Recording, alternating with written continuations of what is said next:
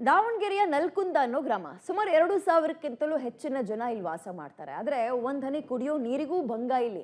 2-3 kilometre ಒಂದು ಬಿಂದಿಗೆ ಕುಡಿಯೋಕೆ ನೀರು ಇಟ್ಕೊ ಬರಕ್ ಹೋಗ್ಬೇಕು. ಅದು ಕೂಡ ಅವ್ರ ತೋಟಕ್ಕೆ ಹೋಗಿ ಬೇಡಿಕೆಯನ್ನು ಇಡಬೇಕು. ಒಂದು ಕೊಡಪಾರ ನೀರು ತಗೊಂಡು ಹೋಗ್ತೀವಿ ಅಂತ ಕಂಡವರು ಕೂಡ ಎಷ್ಟು ದಿನ ಅಂತ ಕೊಡ್ತಾರೆ. ಒಂದಿನ ಸರಿ, 2 ದಿನ ಸರಿ, 3ನೇ ದಿನದಿಂದ ನಮ್ಮ ತೋಟಕ್ಕೆ ನೀರಿಲ್ಲ, ನಿಮ್ಗೇನು ಕೊಡೋದು ನಡೀರಿ ಅಂತ ವಾಪಸ್ ಕಳಿಸ್ತಿದಾರಂತೆ. ಆದರೆ ಅಧಿಕಾರಿಗಳು ನೀರು ಕೊಡಿ ಸ್ವಾಮಿ ಅಂದ್ರೆ ಏನು ಉತ್ತರ ಕೊಡ್ತಾರೆ ಅಂತ ಕೇಳೋಣ.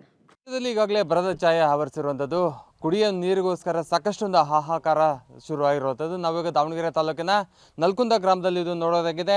ಏನು ಇಡೀ ಗ್ರಾಮದಲ್ಲಿ 4 ತಿಂಗಳಿಂದಲೂ ಕೂಡ ನಿರಂತರವಾಗಿ ನೀರಿನ ಸಮಸ್ಯೆ ಉಂಟಾಗಿದೆ.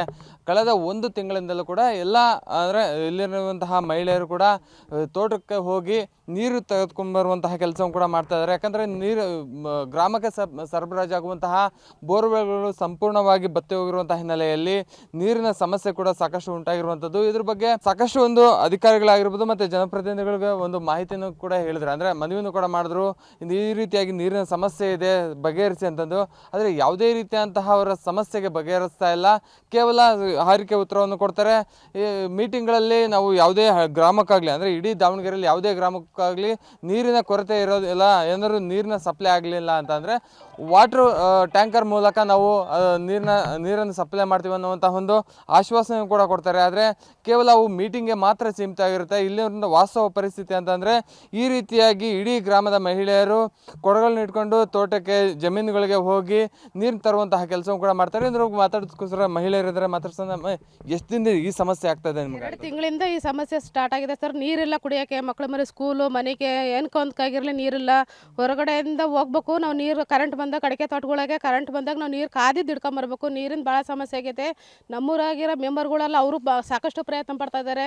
ಬೋರಾಗಳೆಲ್ಲ ಹಾಕ್ಸಿದ್ರೆ ನೀರು ಬರ್ತಾನೆ ಇಲ್ಲ, ಏನಿಲ್ಲ. ಹಂಗಾಗಿ ನಾವು ಹೊರಗಡೆ ದೂರ ಹೋಗಿ ನಾವು ನೀರು ಕರೆಂಟ್ ಬರೋ ತನಕ ಕಾದಿದ್ದು ನೀರು ಹಿಡ್ಕೊಂಬರ್ಬೇಕು ಸರ್. ನಮಗೆ ನೀರಿಂದ ಭಾಳ ತೊಂದರೆ ಆಗೈತೆ ಸರ್. ನಮ್ಮ ಊರಾಗ 3-4 ತಿಂಗಳಿಂದ ನೀರು ಬರ್ತಾ ಇಲ್ಲ ಸರ್. ಭಾಳ ಸಮಸ್ಯೆ ಆಗ್ಬಿಟ್ಟದ ಸರ್. ದನ ಕರಿಗೆ ಅದಕ್ಕಾಗಲಿ, ಮಕ್ಳಿಗೆ ಶಾಲೆಗೆ ಹೋಗೋಕ್ಕೆ, ಅದಕ್ಕಾಗಲಿ ಬಟ್ಟೆ ತೊಳೆಯೋಕ್ಕೆ, ದನ ನೀರು ಕುಡ್ಸೋಕ್ಕೆ, ನಮಗೆ ಕುಡಿಯೋಕ್ಕೆ ಎಲ್ಲದಕ್ಕೂ ಕೆಲಸ ಬಿಟ್ಟು ಇದನ್ನೇ ಮಾಡ್ಬೇಕಾಗಿದೆ ಸರ್. ನೀರಿನ ವ್ಯವಸ್ಥೆ ಮಾಡಿಕೊಡ್ರಿ ಸರ್. ಈ ರೀತಿಯಾಗಿ ನೋಡ್ಬೋದಾಗಿದೆ. ರೈತಾಪಿ ವರ್ಗದವರೇ ಜಾಸ್ತಿ ಇರುವಂತಹ ಹಿನ್ನೆಲೆಯಲ್ಲಿ ಸಾಕಷ್ಟು ನೀರಿನ ಪರಿಸ್ಥಿತಿ ಕೂಡ ಸಾಕಷ್ಟು ಒಂದು ಹೀನಾಯವಾಗಿರುವಂಥದ್ದು. ಪ್ರಮುಖವಾಗಿ ನೀರಿಗೋಸ್ಕರ ಸಾಕಷ್ಟು ತೊಂದರೆಯನ್ನು ಕೂಡ ಅನುಭವಿಸ್ತಾರೆ. ಒಟ್ಟಾರೆಗೇನು ಕೇವಲ ಅಧಿಕಾರಿಗಳು ಹೇಳ್ತಾರೆ ಮತ್ತು ಜನಪ್ರತಿನಿಧಿಗಳು ಹೇಳ್ತಾರೆ ಯಾವುದೇ ರೀತಿಯಾದಂಥ ನೀರಿಗೆ ತೊಂದರೆ ಮಾಡೋದಿಲ್ಲ. ಏನಾದರೂ ನೀರು ಬರಲಿಲ್ಲ ಅಂತಂದರೆ, ಬೋರ್ವೆಲ್ಗಳಲ್ಲಿ ಗ್ರಾಮದಲ್ಲಿ ಸರಬರಾಜಾಗುವಂತಹ ನೀರೇನಾದರೂ ಬರಲಿಲ್ಲ ಅಂತಂದರೆ ಟ್ಯಾಂಕರ್ಗಳ ಮೂಲಕ ನಾವು ಸರಬರಾಜು ಮಾಡ್ತೀವಿ ಅಂತಂದು. ಆದರೆ ವಾಸ್ತವ ಪರಿಸ್ಥಿತಿ ಏನಂತಂದರೆ ಯಾವುದೇ ರೀತಿಯಾದಂತಹ ಒಂದು ಸರಬರಾಜು ಮಾಡ್ತಿಲ್ಲ.